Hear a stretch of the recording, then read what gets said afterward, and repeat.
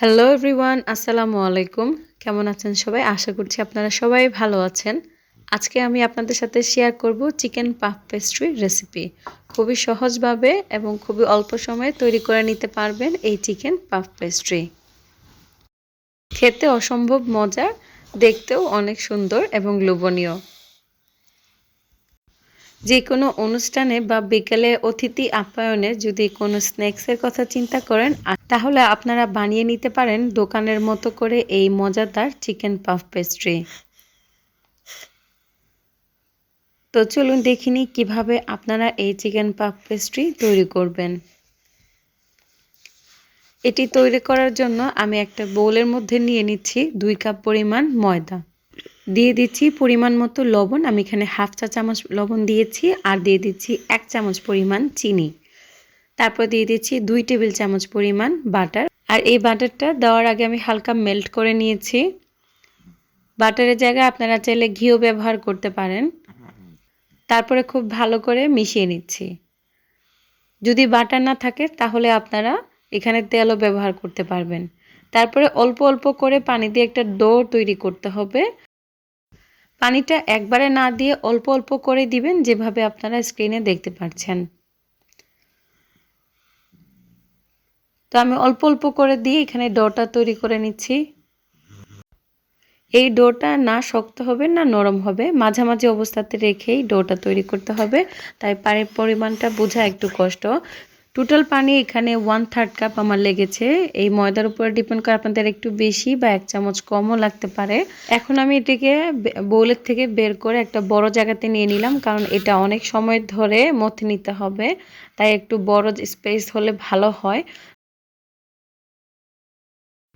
আর এখন আমি এই ডোটাকে 5 থেকে 6 মিনিট ধরে মথে নিব। মথে নেওয়া হয়ে গেলে একটা গোল শেপ দিয়ে বোলের মধ্যে রেখে দিব আধা ঘন্টার জন্য রেস্টে। তো ঢাকনা দিয়ে আমি আধা ঘন্টার জন্য রেস্টে রেখে দিব। আর অন্য পাশে একটা বোলের মধ্যে আমি নিয়ে নিচ্ছি 170 গ্রাম পরিমাণ বাটার আর 2 চামচ পরিমাণ ময়দা।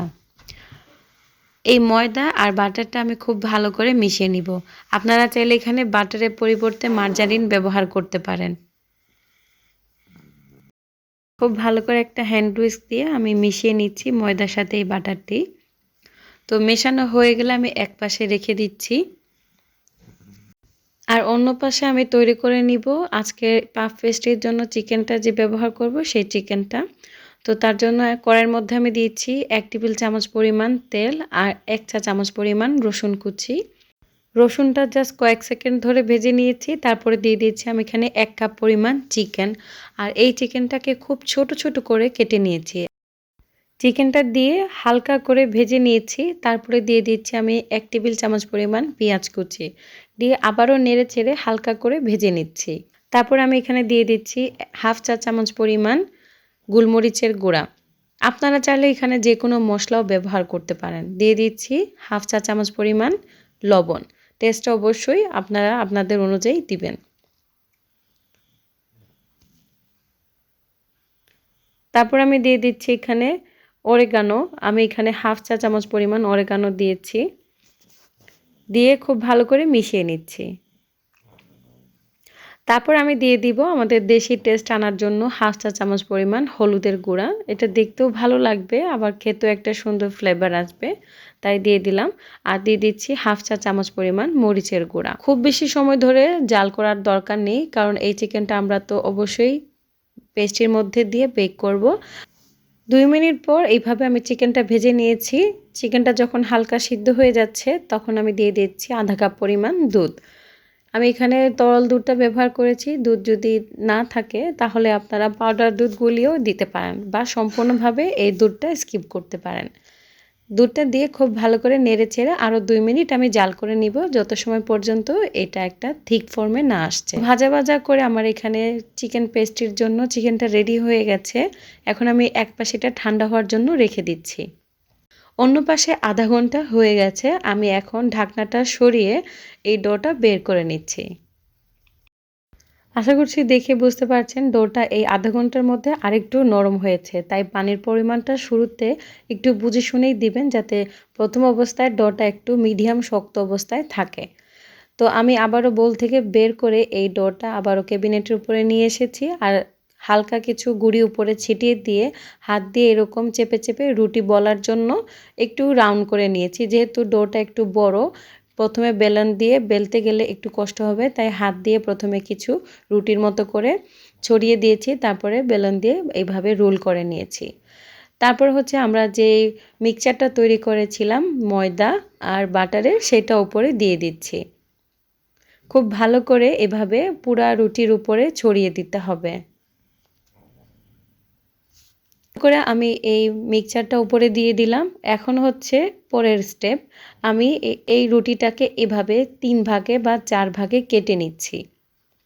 আমি এই রুটিটা কাটার জন্য একটা পিজা কাটার ব্যবহার করেছি। তারপরে এই যে রোল করে একটা রোল করে পরে আরেকটা রোলের উপরে দিয়ে এই রুটির মধ্যে করে রোল করে নিচ্ছি। আশা করছি আমার কথা না বুঝতে পারলে আপনার স্ক্রিনে দেখে বুঝতে পারছেন। তো সবগুলো রুটি এইভাবে রোল করা হয়ে গেছে। তো সবগুলা রোল মানে একটা রোল করে আরেকটার উপরে দিয়ে রোল করে নিলে 4 ভাগে রোল করা হয়ে যাবে। তো ফোল্ড করে এভাবে আমি আবারও প্লাস্টিক দিয়ে র্যাপ করে এভাবে রেখে দিচ্ছি।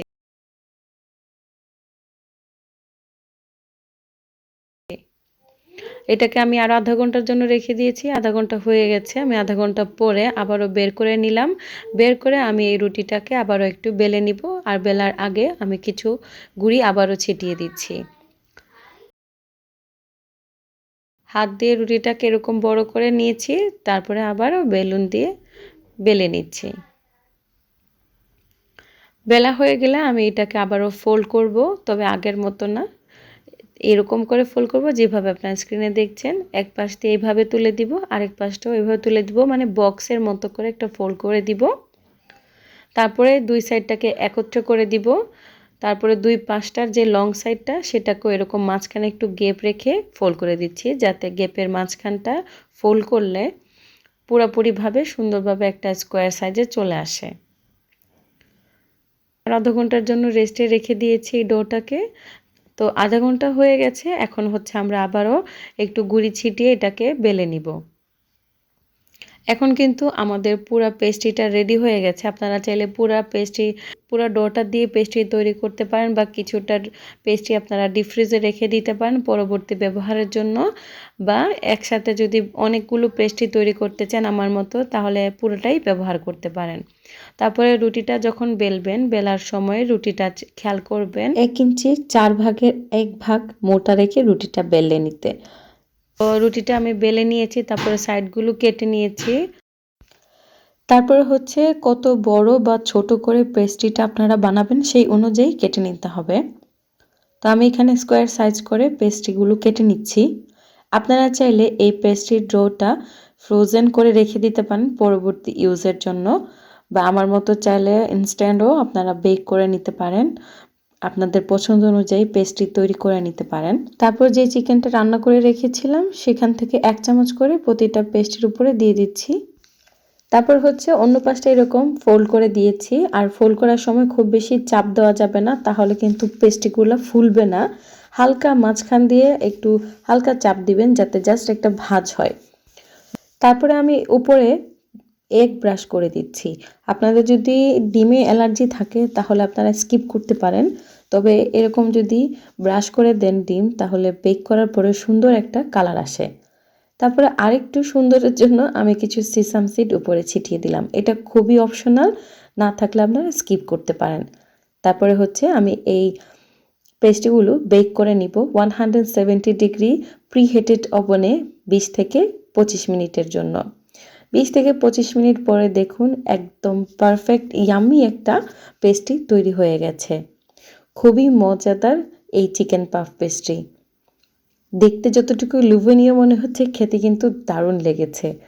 আর যে সাইডগুলো কেটে রেখেছিলাম সেগুলো আমি বেক করে নিয়েছি উইদাউট এগ। এগুলোও কিন্তু খেতে একদম বিস্কিটের মতো মচমচে হয়েছে। খুবই ক্রিস্পি আর মচমচে এই পেস্ট্রি আপনারা একবার হলেও ট্রাই করবেন। বানাতে খুবই ইজি, প্রসেসটা একটু লং, তাই সময়টা একটু বেশি লাগবে। আমি এখন দেখাচ্ছি আপনাদেরকে পেস্ট্রিগুলা কেমন হয়েছে। একটা চিকেন পেস্ট্রি আপনাদেরকে ভেঙে দেখাচ্ছি। খুব বেশি স্বাদের এবং মচমচে হয়েছে আজকের পাফ পেস্ট্রি। অবশ্যই বলবো দোকানের থেকে অনেক বেশি ভালো হয়েছে, কারণ এটা বাসায় তৈরি এবং খুবই হেলদি। আপনারা যারা চিকেন পেস্ট্রি খেতে পছন্দ করেন তারা ট্রাই করবেন বাসাতে একবার হলেও এই চিকেন পেস্ট্রিটা তৈরি করার। ভালো লাগলে আমাকে কমেন্ট করে জানাবেন কেমন লেগেছে। আপনাদের কমেন্ট পড়তে আমার কাছে ভালোই লাগে। আপনারা যারা আমার ভিডিওটি এত সময় ধরে ধৈর্য ধরে দেখেছেন তাদেরকে জানাচ্ছি অসংখ্য ধন্যবাদ। যারা এখনও আমার চ্যানেলটি সাবস্ক্রাইব করেনি প্লিজ সাবস্ক্রাইব করবেন, লাইক করবেন, ফলো করবেন আর শেয়ার করবেন। সবাই ভালো থাকবেন, সুস্থ থাকবেন। আল্লাহ হাফেজ। আসসালামু আলাইকুম।